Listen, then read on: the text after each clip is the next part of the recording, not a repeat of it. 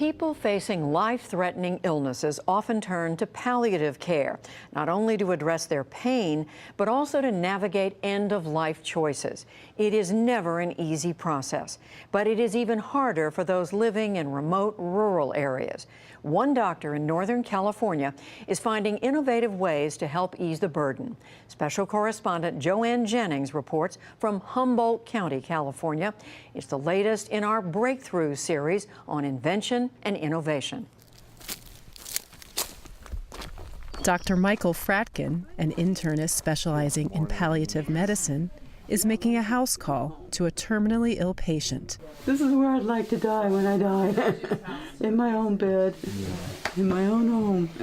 At 73 years old, Christy Goschel is confronting her mortality. 6 months ago, the retired school guidance counselor was diagnosed with an aggressive form of pancreatic cancer. Her oncologist recommended surgery and chemotherapy, but Goschel chose to forego treatment.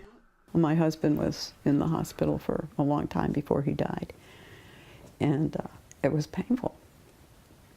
I don't want to live the rest of my life like that. If I have 3 months, 6 months, I don't care. I want quality of life with my family. Now home, Goschel is savoring every moment. Just cut him up a little bit more. I get a lot of pain. And where's the pain? Like most palliative care doctors, Fratkin does manage pain, but he also tries to get his patients to focus beyond the physical. How are you feeling inside yourself? Well, I'm feeling better. I was feeling pretty crazy inside myself for a while, and I'm trying to work that out now emotionally. To offer this kind of personal care requires time, but with most of his patients living off the beaten path, far from Fratkin's office in Eureka, that's almost impossible. To give us a better sense of the distance he covers, Fratkin enlisted the help of pilot Mark Harris and his 1957 Cessna. Just our service area extends 100 miles north and south, and probably 60 to 80 miles from the beach eastward. There are people that live in the nooks and crannies of our environment by choice. That's where they've lived their life, and that's where they want to complete their life. A little bit more than a year ago, I was burned out, I had no team, and no way of thinking, how was I possibly going to meet the demand that this community has for this kind of supportive care? So he came up with a solution: video conferencing.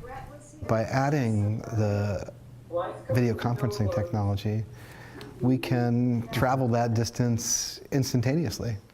And as long as our relationships are solid and that we've delivered an environment of trust in working with these folks, it works beautifully well. For 44-year-old Rich Slasiker, this type of communication makes all the difference.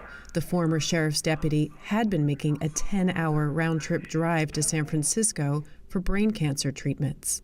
After trying everything, his tumor continued to grow, so he made a tough decision: stop chemotherapy and live out his final days at home in Fortuna.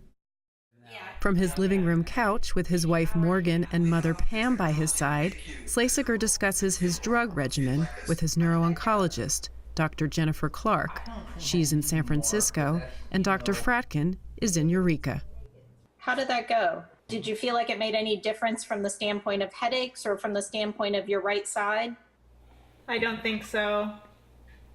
After sharing a few laughs, they quickly move into an intense conversation. How's the rest of your family around you doing, Rich? It's rough because I don't know where to go, you know. I feel good, then I'm like going down, you know, and I'm like, God damn it, something's wrong. But you know how I am. I just want it, I want to do it, and that's how I am. If I was to be a betting man, I would bet that this would be in some ways the hardest part of things, because it's not about doing, it's about being. It's good that he's showing those emotions. It's good that he has all that. It's just the part of Rich that we love. Pam Slasiker says that video conferencing has made this very difficult process more bearable. He gets to talk to Dr. Clark and Dr. Fratkin, and here we are in our house. Who would even think of that? Dr. Clark, who hadn't done video consultations before meeting the Slasikers, is impressed.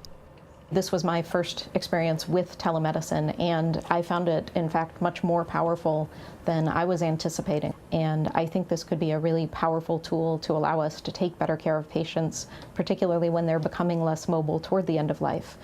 But despite the promise, Dr. Clark does not yet have a mechanism to bill for video consultations. For Dr. Fratkin's older patients, Medicare often pays after an initial face-to-face visit. And through a new pilot program for Medicaid patients, he's trying to replace the traditional fee-for-service system with a so-called value-based payment model. Here's how it works. For eligible participants, we'll be provided a per member per month amount. With this value-based payment model, it doesn't matter whether we see the person once a month or twice a day. It doesn't matter if we send a social worker or a community health worker. It doesn't matter if we use a telephone or we use a video conferencing technology. What matters is that we deliver value that makes sense to that person. Beautiful. Beautiful space. Meanwhile, Fratkin is helping his patients get used to the whole concept of palliative care via video conference. And then what we'll do is we'll connect by video conference. Christy Goschel says she prefers in-person visits, but she'll give video a try. For the PBS NewsHour, I'm Joanne Jennings in Redway, California.